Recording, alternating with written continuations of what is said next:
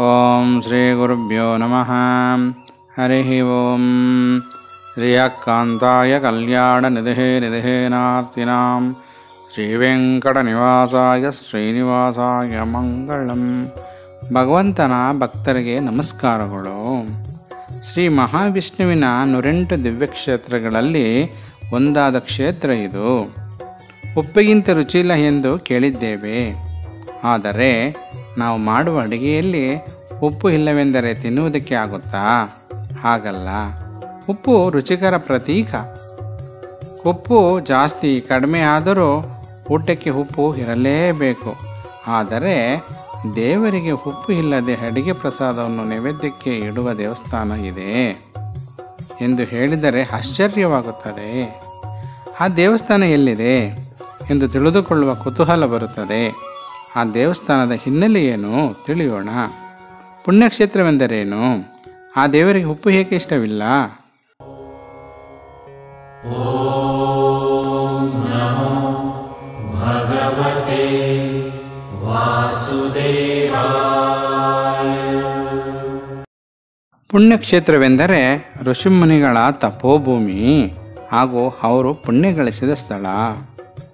ಒಮ್ಮೆ ಮಾರ್ಕಂಡೇಯ ಋಷಿ ಹಿಮಾಲಯದಲ್ಲಿ ತಪಸ್ಸನ್ನು ಆಚರಿಸಿ ಶ್ರೀಮನ್ನಾರಾಯಣನ ಮಾಯೆಯನ್ನು ನೋಡಿದ ನಂತರ ಲೋಕ ಸಂಚಾರ ಮಾಡುತ್ತಾ ತಿರುವಿನ್ನ ನಗರಕ್ಕೆ ಬಂದು ತಪಸ್ಸನ್ನು ಮಾಡುತ್ತಾರೆ. ತಪಸ್ಸಿಗೆ ಲಕ್ಷ್ಮೀ ಅವತಾರವಾದ ಭೂದೇವಿ ಹೇಗೆ ಜನಕ ಮಹಾರಾಜನಿಗೆ ಸೀತಾದೇವಿ ಸಿಗುತ್ತಾರೋ ಹಾಗೂ ಪೆರಿಯಾಳ್ವಾರರಿಗೆ ಗೋದಾದೇವಿ ಸಿಗುತ್ತಾರೋ ಹಾಗೆ ಮಾರ್ಕಂಡೇಯ ಋಷಿಗೆ ಮಹಾಲಕ್ಷ್ಮಿ ಮಗು ರೂಪದಲ್ಲಿ ಸಿಗುತ್ತಾರೆ. ಆ ಮಗುವನ್ನು ಪ್ರೀತಿಯಿಂದ ಸಾಕುತ್ತಾರೆ. ಅಲ್ಲೇ ಒಂದು ಆಶ್ರಮವನ್ನು ಮಾಡಿಕೊಳ್ಳುತ್ತಾರೆ. ಆಗ ಭೂದೇವಿಯು ಮದುವೆ ವಯಸ್ಸಿಗೆ ಬರುತ್ತಾರೆ. ಭೂದೇವಿಯು ಅಡುಗೆ ಮಾಡುವಾಗ ಉಪ್ಪು ಹಾಕದೆ ಪ್ರಸಾದ ಮಾಡಿ ದೇವರಿಗೆ ನೈವೇದ್ಯ ಮಾಡುತ್ತಿರುತ್ತಾರೆ. ಮಾರ್ಕಂಡೇಯ ಋಷಿಗೆ ಇದು ತಿಳಿದಿರುತ್ತದೆ. ಈ ಮಗಳಿಗೆ ಅಡುಗೆ ಮಾಡುವುದು ಬರುವುದಿಲ್ಲ, ಅದರಲ್ಲೂ ಉಪ್ಪು ಹಾಕುವುದೇ ಗೊತ್ತಿಲ್ಲ. ಒಮ್ಮೆ ಮಾರ್ಕಂಡೇಯ ಋಷಿ ಆಶ್ರಮದಿಂದ ಹೊರಗಡೆ ಹೋಗಿರುತ್ತಾರೆ. ಈ ಸಂದರ್ಭದಲ್ಲಿ ಶ್ರೀಮನ್ನಾರಾಯಣ ಮುದುಕನ ವೇಷ ಧರಿಸಿ ಬರುತ್ತಾರೆ. ಆಗ ಶ್ರಾವಣ ಮಾಸವಾಗಿರುತ್ತದೆ. ಮಾರ್ಕಂಡೇಯ ಋಷಿ ಹಿಂತಿರುಗಿದಾಗ ಆ ಮುದುಕ ವೇಷಧಾರಿಯಾದ ಶ್ರೀಮನ್ನಾರಾಯಣ ಎದುರಿಗೆ ಬಂದು, ಋಷಿಗಳೇ, ನಿಮ್ಮ ಮಗಳನ್ನು ನನಗೆ ಕೊಟ್ಟು ಮದುವೆ ಮಾಡಿಕೊಡುವುದಿಲ್ಲವೇ ಎಂದು ಹೇಳುತ್ತಾರೆ. ಆಗ ಮಾರ್ಕಂಡೇಯ ಋಷಿ, ನೀನು ನೋಡಿದರೆ ಮುದುಕ, ನನ್ನ ಮಗಳು ಸೌಂದರ್ಯವತಿ ಎಂದು ಹೇಳುತ್ತಾರೆ. ಮಾರ್ಕಂಡೇಯ ಋಷಿ ಅವರ ತಪಸ್ಸಿನ ಶಕ್ತಿಯಿಂದ ಆ ಮುದುಕ ಯಾರು ಎಂದು ತಿಳಿದುಕೊಳ್ಳುತ್ತಾರೆ.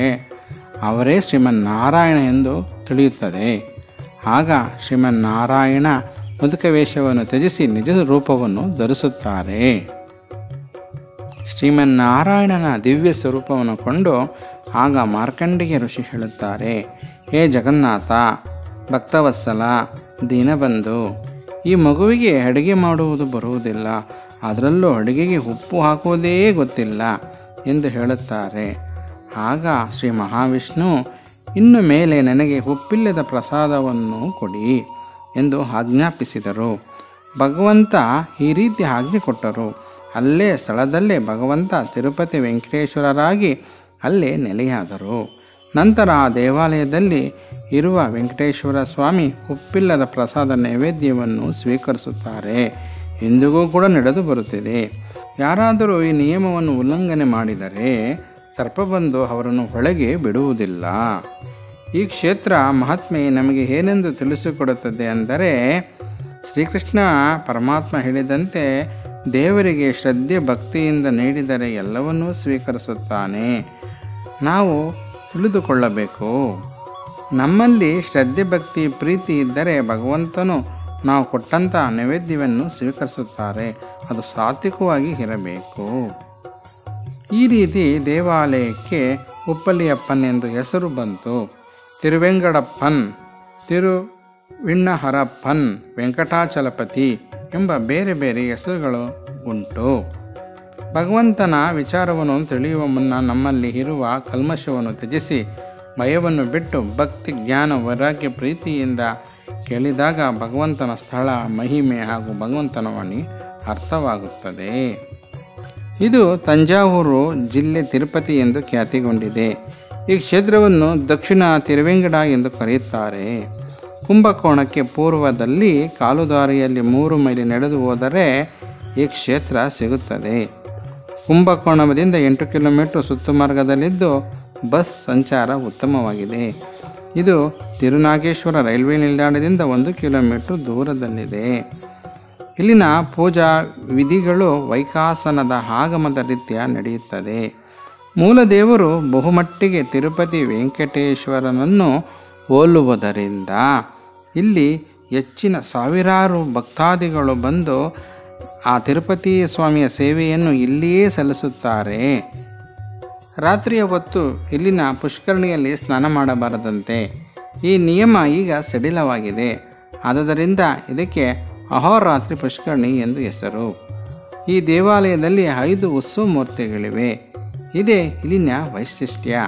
ಇಲ್ಲಿನ ಗರುಡೋತ್ಸವ, ಗಜಾವಾನೋತ್ಸವ ಹಾಗೂ ಕಲ್ಯಾಣೋತ್ಸವಗಳು ತುಂಬ ಪ್ರಸಿದ್ಧವಾದವು. ಹಾಗೂ 2 ಬ್ರಹ್ಮೋತ್ಸವಗಳು ಇಲ್ಲಿ ನಡೆಯುತ್ತದೆ. ಈ ಮಾಹಿತಿ ಇಷ್ಟವಾದಲ್ಲಿ ಲೈಕ್, ಶೇರ್, ಸಬ್ಸ್ಕ್ರೈಬ್ ಆಗಿ.